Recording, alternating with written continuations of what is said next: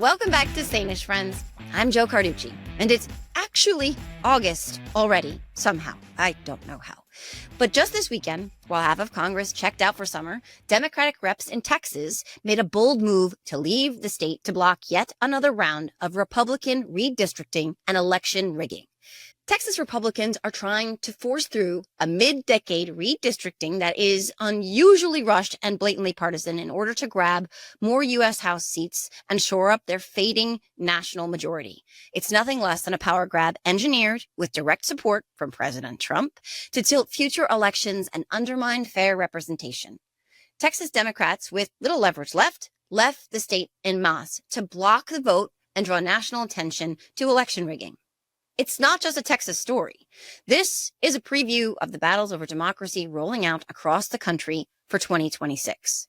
So if your group chats are burning up with, wait, what are they doing in Texas? You're in the right place, because today I'm joined by someone who always knows the inside story, Ron Filipkowski.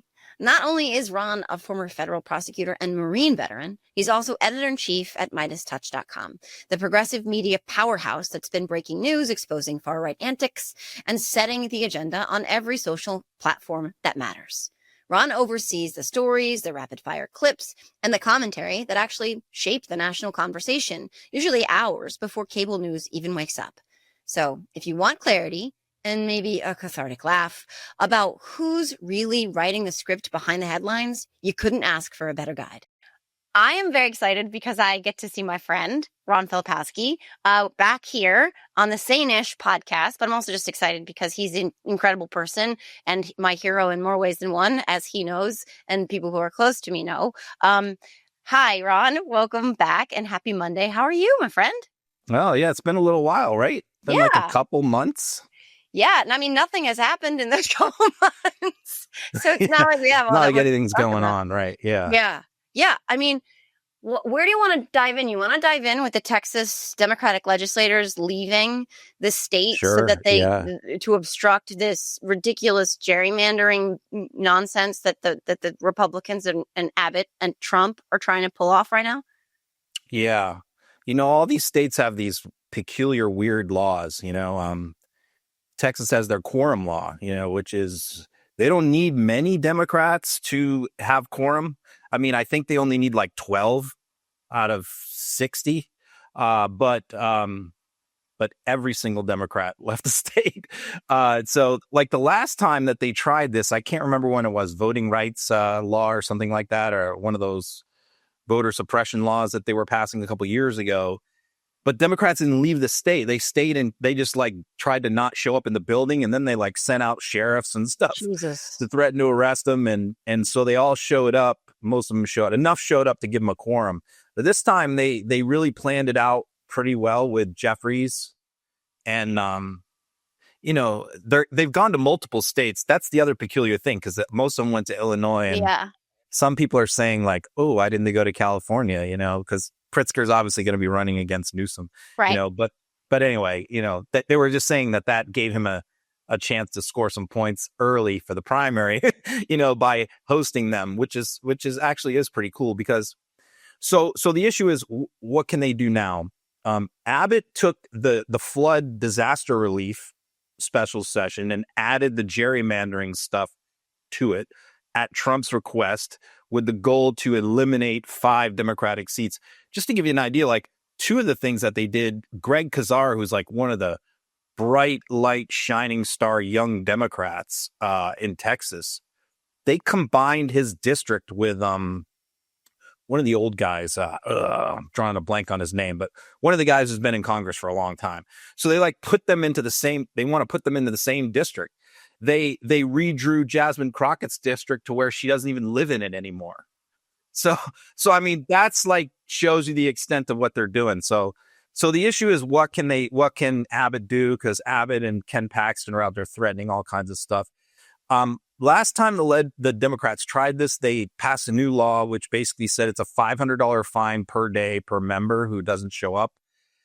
So then Pritzker like chimed in, I think, and mentioned, or I read this, that he'll just pay the fine. He's one of the richest men in America. He's a billionaire, right? Yeah.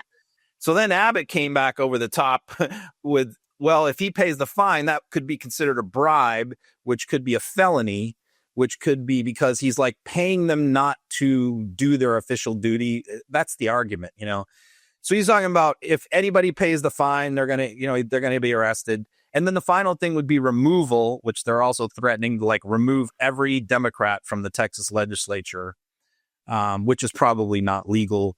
He's citing a Ken Paxton AG opinion, which of course Ken Paxton is right wing as you can get. Right. And the opinion doesn't say that even. I mean, the opinion says the courts really haven't decided this issue in Texas yet.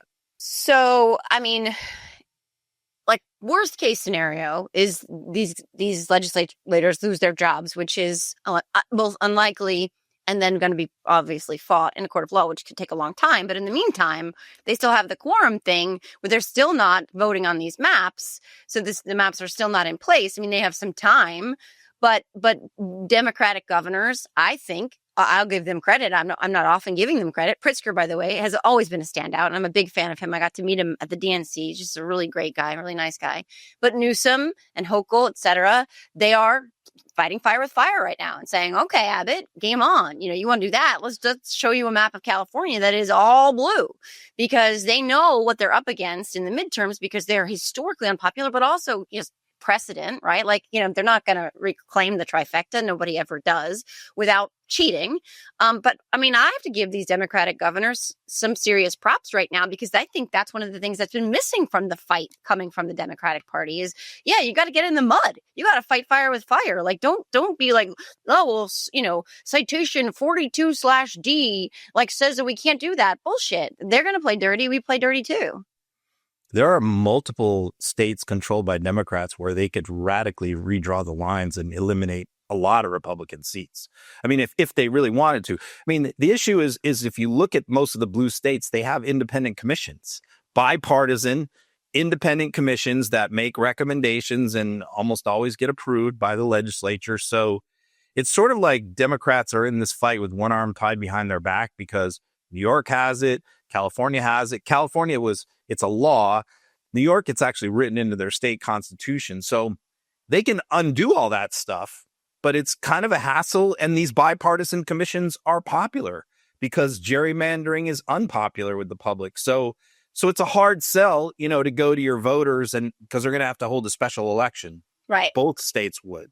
And to go to your voters and say, we're holding a special election so we can gerrymander, which the voters probably don't want done just in general. Right. But you'd have to make the argument we don't want to do this, but we're only having to do this because these red states who don't have bipartisan commissions and don't have these laws to worry about. They just do whatever the hell they want. We saw this in Florida. I mean, yes. Florida even doesn't have an independent commission, but their Republican legislature, which they have a supermajority in both chambers, drew up a map, and Ron DeSantis they passed it. And Ron DeSantis just tore it up. Said, no. There's 7 Democratic seats here, and I don't want any, So you basically forced them. So it was just one guy in Florida just said, no, we're not doing that. And they redrew, and that eliminated 3 Democratic seats in the last election as a result of just Ron DeSantis. So we see how Republicans play the game. So yes, Democrats have to decide: are they going to continue to play fair and do things the right way, the way things really should be done everywhere, right? Or are they just what Kathy Hochul said today is, we would like to do it that way. That's the right way to do things, but we can't unilaterally disarm anymore. Yeah.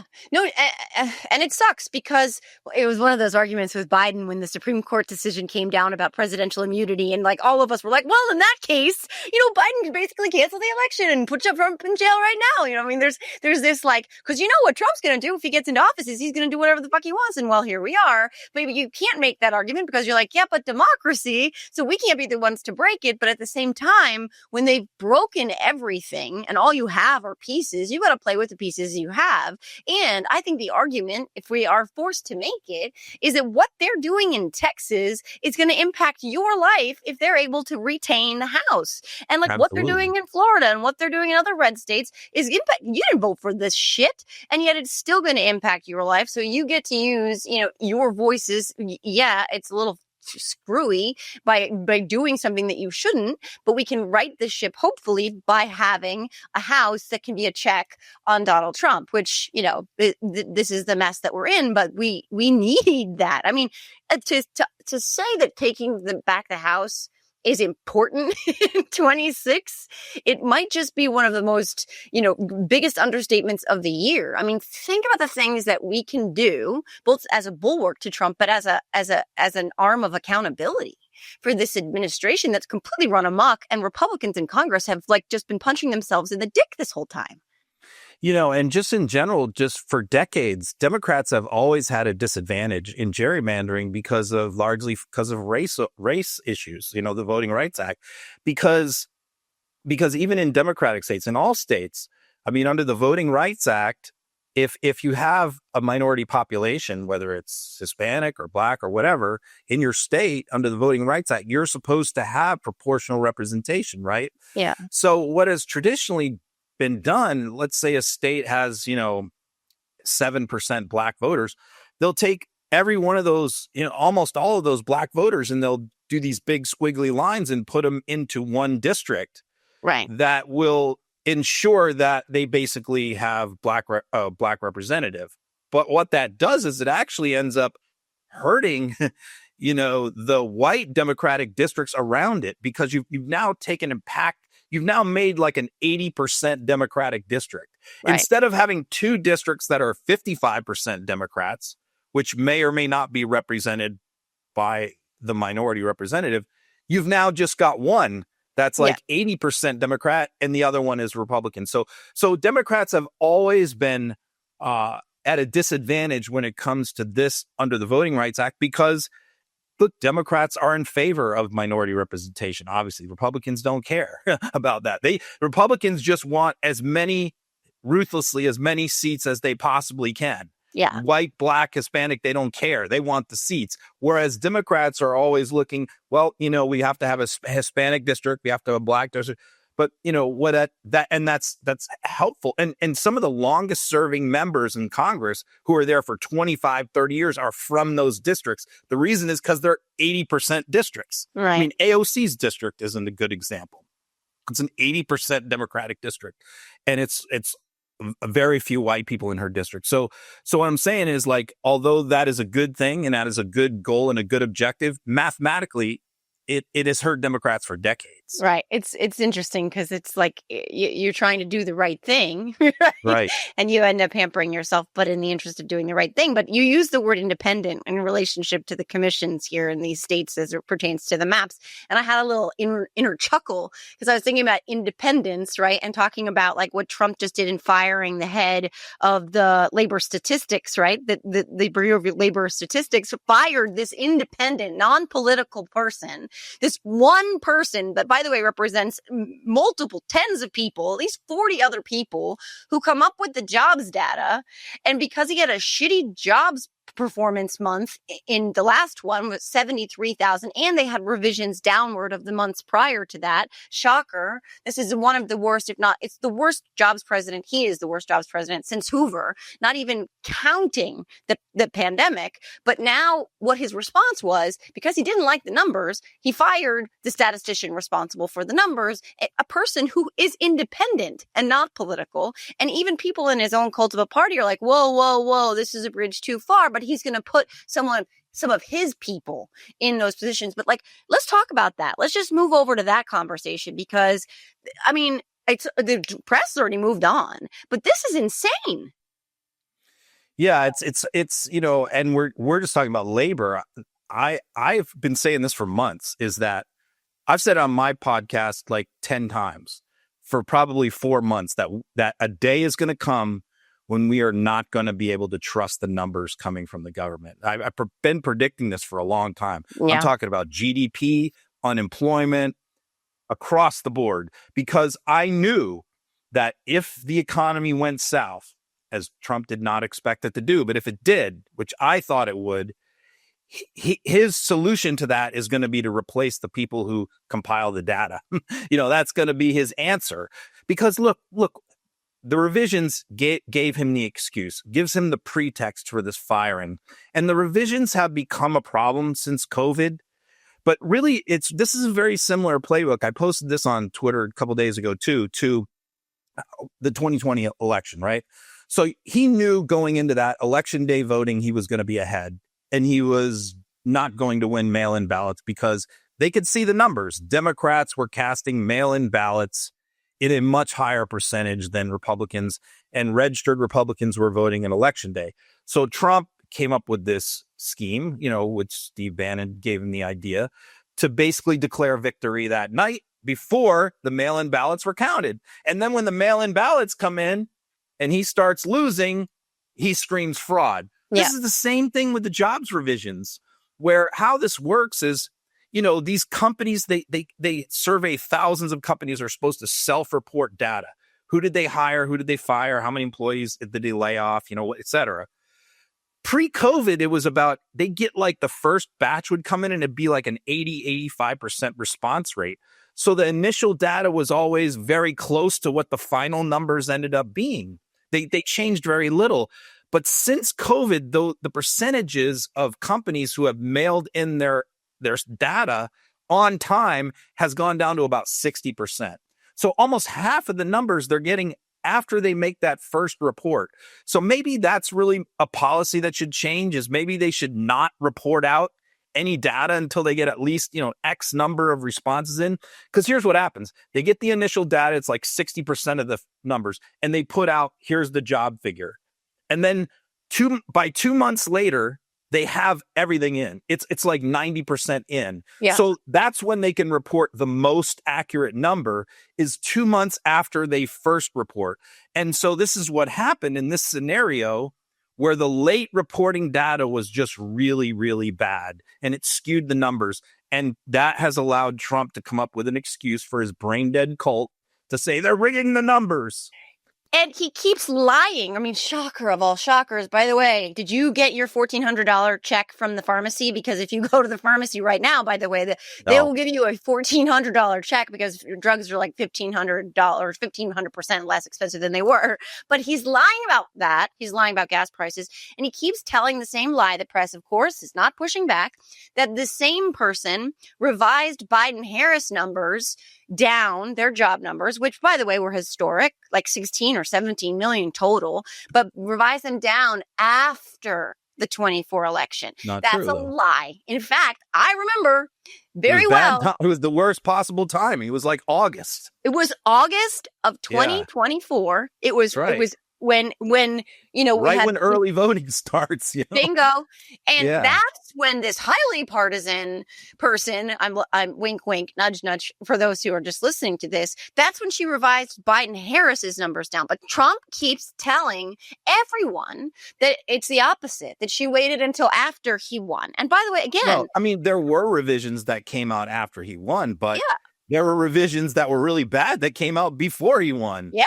Really bad. Revisions have, since COVID, big revisions have been a fact of life, and people complain about it. This is not the first time someone's complained about it, but this is the first time that it's made Trump look really bad. Yeah. So naturally, these routine government functions that annoy people have now become like a coup. You know? And so let's say the next jobs report comes out. Well, here's the first question. The 40 civil servants that you talked about who, there's thousands of people that compile data, but it all goes to like 40 people. So is this a situation where only that top person is going to be fired? If so, that changes nothing. Right. Because all that person does is take it and sign the report and bring it to the president. Yeah. That's all that person does. So, and run the office, Is he going to get rid of some of the 40 people? That's the real question, because those are not appointees. Those are just career civil servant, statisticians, mathematicians, accountants, So here's what I think he's going to do. I mean, I don't want to try and pretend that I'm inside of his cranium, but like those 40 people will still give the numbers to that person who's going to bring it to him, right? But that person who's going to bring it to him is going to give him numbers that he wants to hear, irrespective of what those other 40 people have said. They're going to say, hey, this was another shitty jobs month. He only created, 76,000 jobs. And then that guy's going to go, well, fuck, if I go to him, he's going to off with my head. So, oh, it's a great month. It was a great month for jobs, sir. Here's some numbers, and then just cook a bunch of numbers that Trump is happy with, or that loyalist who it's going to be. It's going to, unless it's Marco Rubio who needs more hats to wear, they're going to have to lie to him, and then they're going to lie to the American people, and those 40 people are going to have a choice to make that a lot of people are being faced with right now. Hi, FBI agents who scoured through the Epstein files for 24-hour shifts to find Donald Trump's name and redact it. Some of them are leaking. Some of this is going to leak through, but like we're going to be flying, to your point. We're going to be flying completely blind as American people because they are not going to be sharing the truth with us. And so what we know from what they say and what we feel from what we feel, these things are not going to jive. And it's basically like gaslighting on an epic scale, because you're going to be telling people, it's like pissing down your back and telling you it's raining. But you're right. It's not going to stop with the job We just went numbers. through this with the Congressional Budget Office, right? Right. They wanted to fire that person. Right. And the Fed. They were saying that they scored their deficit too high, right? Right.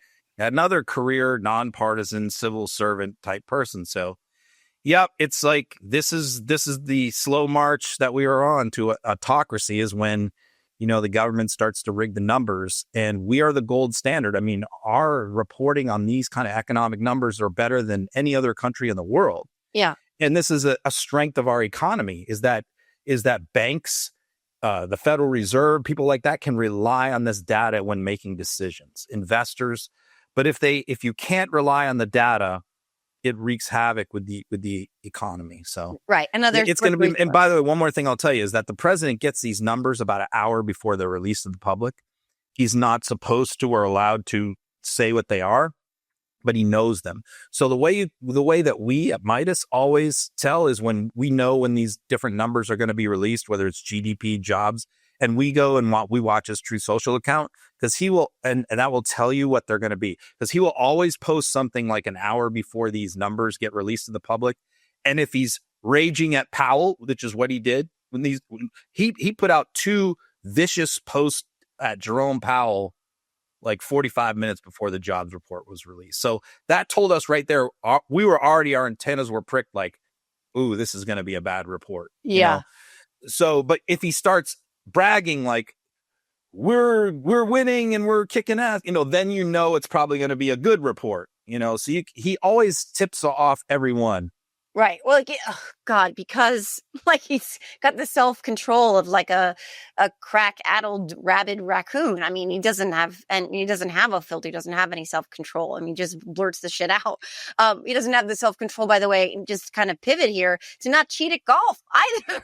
Like the video from him playing in Scotland that was so blatant, where the caddy just drops the ball, not in the sand trap, but right there on the grass, and the casual nature with which Trump gets out of his golf cart, and it's just like, yeah, that's what we do here. And my caddies drop the ball where I want the ball, so that I don't have to go in the sand trap, and so I can maintain the handicap, by the way, which would put him on par, pun intended, with some of the best golfers in the world, and that's bullshit. But like the guy cheats in everything, and he doesn't even, it's so casual in nature. He doesn't care.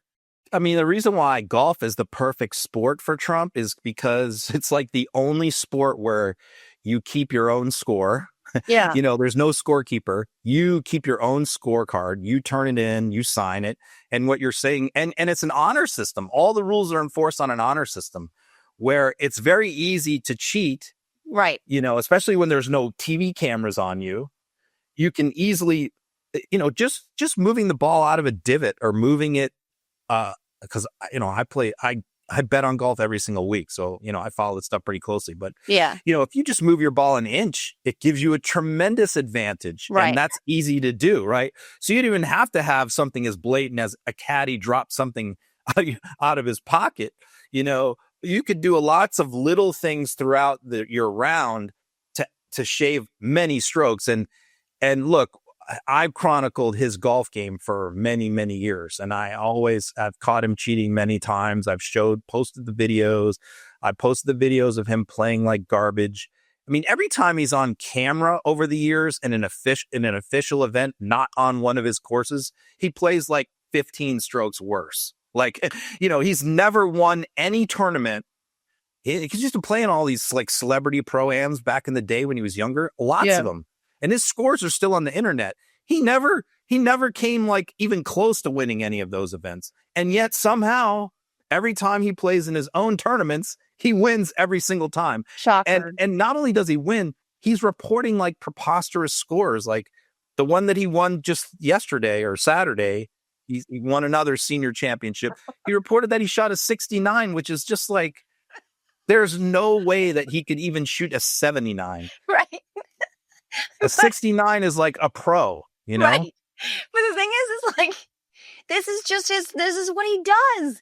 And the other people who play with him are all lackeys and loyalists and sycophants, and they're all terrified of him. And so nobody's going to, hold his feet to the fire on him cheating. So he knows that too. But it's like, it's just so tacky and gross and narcissistic. And like, just like, it's one of those things as a mom where I'm like, this again, it exemplifies all the things that I like tell my kids you don't do. But he does, because he doesn't give a fuck, because he has no moral center. Like, there's nothing. I mean, like to have a some kind of honor code for Donald Trump in anything is hysterical. Again, I mean, that's why he fires these numbers takers, and like, he doesn't give a shit. That's why I said like Dan Scavino, who's like a total flunky, brainless moron. Yeah. Who has no qualifications whatsoever, is the deputy White House chief of staff. So, and the reason why he's had some of these incredible high-paying jobs for Trump is because he was Donald Trump's golf caddy for years, right? Yeah. So I've often said like the two people who have all the dirt on Trump more than anyone else is Scavino and Melania. They're the two who like could wreck him if they ever came out and told everything that they know about him. Yeah. Like, they would absolutely dismantle him. Melania, for a lot of private stuff that goes on behind closed doors about him, I'm sure she could spill the tea viciously if she wanted to. And Scavino, I mean, all the stuff that happens on the golf course and behind the scenes at his golf clubs, Scavino is the guy who's been there for 30 years. So why is he deputy White House chief of staff? Well, he knows a lot about Trump's behavior on the golf course. How long has he been with him? Because up to that like point, forever, like 30 years. Okay, so that's a good segue then for me, because I'm very curious as to what Melania and Scavino know about Epstein and about Trump's time with Epstein. And there's so many photos of Trump and Melania with Ghislaine and Jeffrey Epstein. Like that. And I've tried, there was a fashion show where Melania was in the front row with them. I've tried, she doesn't, look, I don't know if her face can even move enough anymore, but I've tried to see if I could sense something in these photographs or videos where she like kind of gives away the game. Like, she looks like she knows, or maybe she doesn't. And I'm wondering, like, did she know? Like, did she know? Did Scavino know? Like, what Trump allegedly, so far we'll just say allegedly, was up to with Epstein, and like what is their take on this shit now that he's going back to Texas, moved Ghislaine Maxwell, this convicted child sex offender, to a Club Fed where she's getting yoga and like, all day outside in the sun. But like, do they know? Do you think they have insight or tea? Melania in particular, on the shit that he did or didn't do with Epstein? I think Trump keeps things very compartmentalized. I think that he has his friends for certain things and his people he hangs out with, and they each play like a role in his life, and that's it. There's not a lot of crossover, like when he meets with Laura, and I never believed that. Remember, I'm talking about, I never believed that they were like having an affair. I mean, it was fun to kind of do all that, but Trump does talk to her a lot and does meet with her, but it's about like one thing. And so he doesn't like hang out with her. And like the same thing with Scavino. Scavino's his golf course buddy, and that's in like his lounge lizard Mar-a-Lago buddy. Yeah. But Scavino didn't go out and like chase women with Trump. He would do that with a different set of friends. So I tend to think, so I don't think Scavino, I think he kept Scavino away from that. Like Michael Cohen doesn't have a lot of knowledge about that stuff. And he was his lawyer. He used Michael Cohen for one specific set of things, and there was no crossover there, And so I think that Scavino doesn't know. I think Melania probably doesn't know. The only reason I say that is because, I think that she would have an issue with that. I never got any real sense that she was into that scene. And also the fact that she, all the reporting was she just raged when she found out about Stormy Daniels. Yeah. That she was. So it wasn't like something she was cool with at all. I think she renegotiated her prenup the second time after Stormy. Yeah. I know she did, actually. Yeah. Yeah. So no, I don't think that they knew about the Epstein stuff. It would be my guess. Yeah. But let's stay on this Ghislaine Maxwell thing, because this, unfortunately, does seem like a little bit of the pressure has dissipated with Trump and Epstein a little bit. But I don't understand why every Republican isn't being asked why his personal criminal defense attorney goes down there and talks to this child sex offender for 2 days. We have no idea what they talked about. And then within a week or so, she gets moved from a higher security prison in Florida, which she's not a white collar criminal, right? There are Bureau of Prison laws and rules who you know better than me. She gets moved from there to this cushy white collar prison club fed thing in Texas with, Real Housewives of Salt Lake City and shit, where she is getting access to yoga and all of this time outdoors, and they're in these pods. And it's so I don't understand why people aren't asking every Republican what the connection is there, and if they're okay with it, and what she did. How did she get this preferential treatment when she wasn't even technically eligible for it, from what I understand? Yeah, she's not. I mean, this is just somebody just pulled strings. Obviously, this was Todd Blanche. He obviously would not have done it without Trump's Trump's approval. There's no way he would have done that. So this was something that Trump approved. But yeah, you're right. I mean, look, I monitor the MAGA base very closely, the influencer network, and that's why I thought, correctly, that this was a really big deal months ago, when they were talking about this and when it was being bungled by Bondi and Patel and Bongino. And I was watching them getting very pissed off. So, and then when Trump came out and said they should just forget the whole thing, there was this huge blowback then. Yeah. And since that time, they've thrown a lot of stuff out there to distract these people, the Obama thing and, the Tulsi Gabbard saying we got to prosecute Obama. The Sydney Sweeney Jean thing has consumed them for the last week. So they're like little children that are pets that are easy to distract. If you get a little pet treat out, you can distract your dog. I mean, that's kind of how these people are. I will say he lost a slice of them, a small slice, I think permanently. They're not coming back. They have peeled off and they're done with him over this. But it's a small sliver. It's not a huge sliver, but small slivers make a difference in elections. When you don't win by big slivers, yeah. I mean, they're not going to be Democrats, but, if they just decide, I'm not showing up for these midterms, which Trump's not on the ballot, why should they? They've never shown up for midterms before. Right.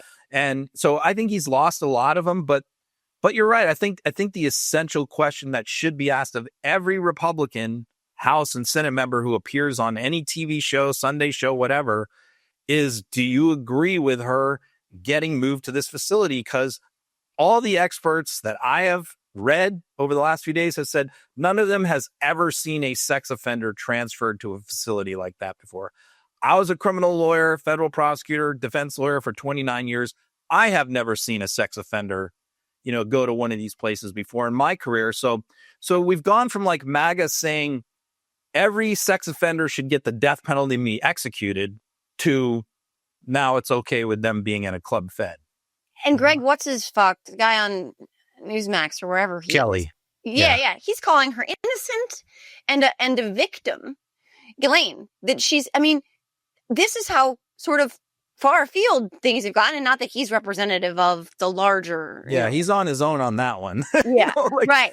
There's no one else saying that, but yeah, but he's primetime Newsmax host. Right, But to that point, though, no, they're not saying it. But I put up some tweets today about this, and the responses I got were, "What about Abrego Garcia? What about Clinton? What about why didn't Biden release these files?" None of them are actually dealing in the reality of the question, right? So this is what they're doing: is they're twisting themselves into the pretzels they always twist themselves into. And the problem is why I don't respond to them is that I could answer every one of those. Yeah. But it takes a long time. Like, you have to explain why, Biden didn't release the files. I could explain in great detail why Garland didn't do that, but it would take me 15 minutes. Right. And you can't do that on Twitter. No.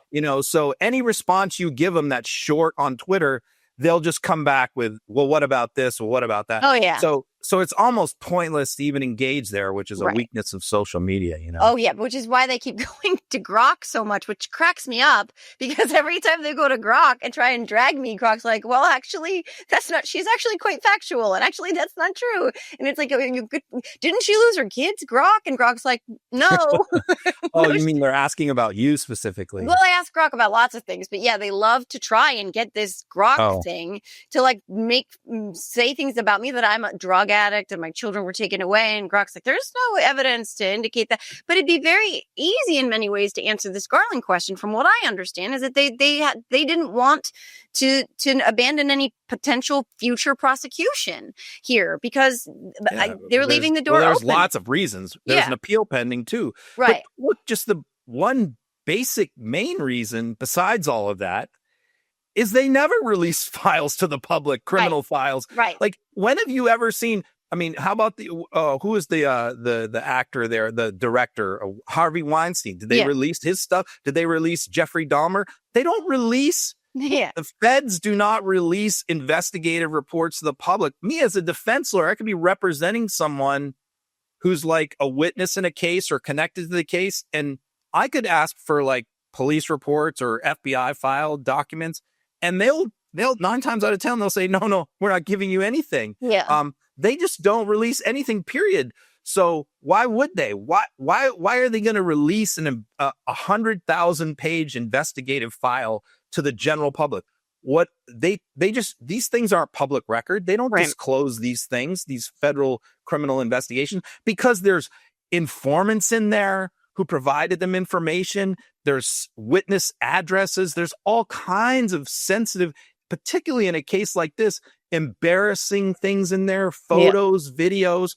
There's no way in hell that any attorney general would release information of that nature to the general public, which was why it was so bizarre and which started this whole freaking thing for Kash Patel and Dan Bongino to go into office back in January and February, promising to do this. And I was just like, and that was their fatal error.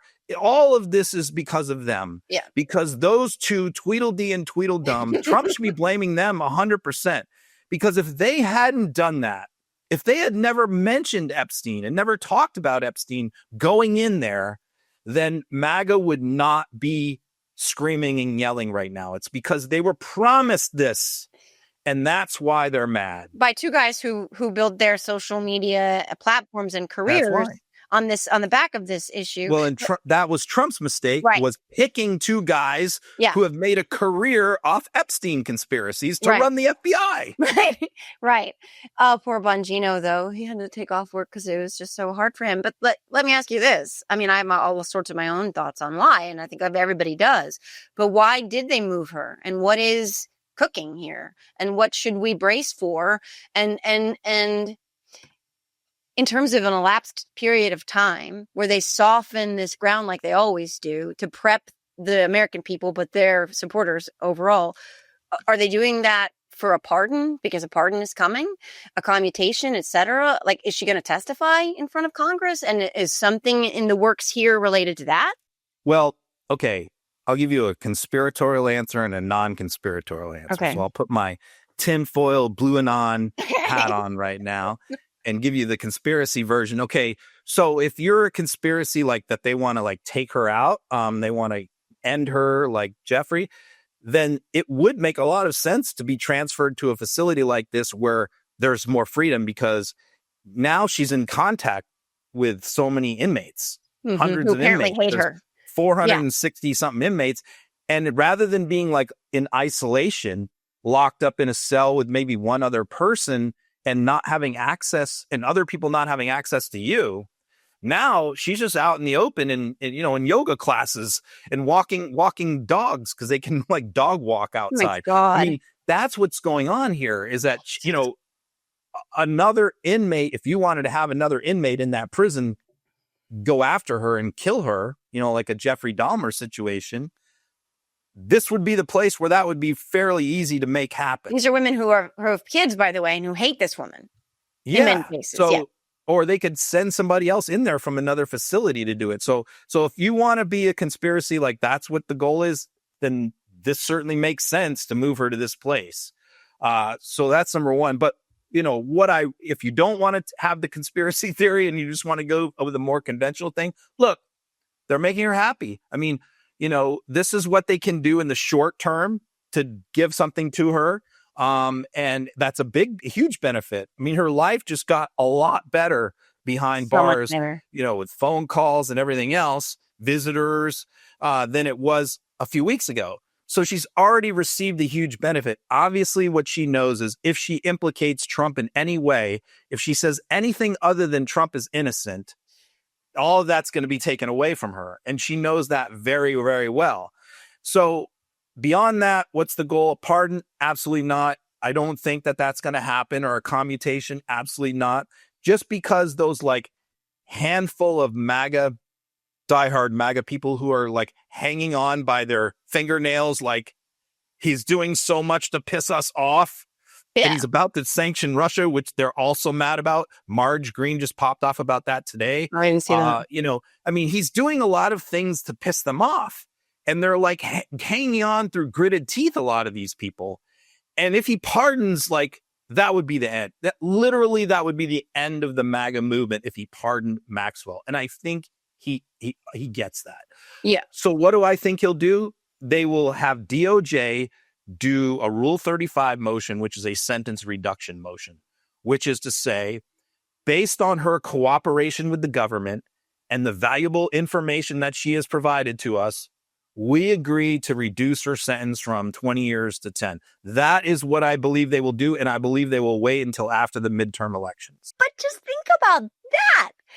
Like, how can the people who are hanging on by their fingernails, like he's pissing us off, be like, oh, well, that's fine. That's fine. She cooperated and she protected our guy. But yeah, sure. We know that she did these horrible, disgusting, monstrous things to children. How they're going to do it is Bondi is going to make the announcement. Trump won't say anything. And they already hate her. And then Trump is going to play dumb. He's going to be like, what? She decided to do what? Oh, well, that's her decision.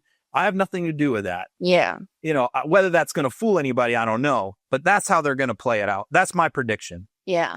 Yeah. Marge is interesting. Watching her lately has been very interesting to me. And I just told the boys that this morning. You know, I said, she's last couple weeks, she's taken a lot of shots at Trump. Yeah, what's going on? And here's what I think happened. I'll tell you what I think happened behind the scenes, because I know Marge pretty well, know her boyfriend pretty well. I think that she really wanted to run for Senate against Ossoff, and she really, really wanted to do it. And she knew Kemp wasn't going to endorse her, but that's not a big deal. She really wanted Trump's endorsement. And they did the internal polling, and the reporting behind the scenes was she polled terrible. Again, she was losing to Ossoff by 17 points in the Republican polling. Is that all? Worse than the other candidates. The Buddy Carter's running, Mike Collins is running, and Derek Dooley is running. They all polled much higher than Marge. So she was like literally the worst of the four possible challengers to Ossoff. And so I think what happened is she had her meeting with Trump over it, and Trump told her a few weeks ago, I won't back you. You can't run. You're not going to win, and I won't endorse you. And I think that from that point on, which I think happened about 3 weeks ago, she's been making a lot of anti-Trump statements, including today. She posted again today another thing that you could read as being anti-Trump. That list of if you're not going to arrest, is that the one? No, there was one that she posted maybe a couple hours ago. Oh, because Trump said that he was going to impose secondary tariffs on India because they're buying oil from Russia.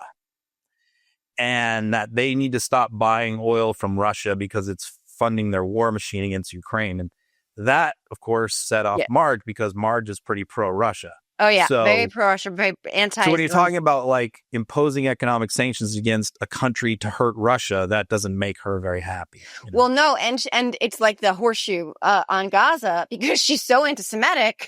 Now it's whatever gets you there. But now. Yeah. Who do you hate worse, the Muslims or the Jews, right?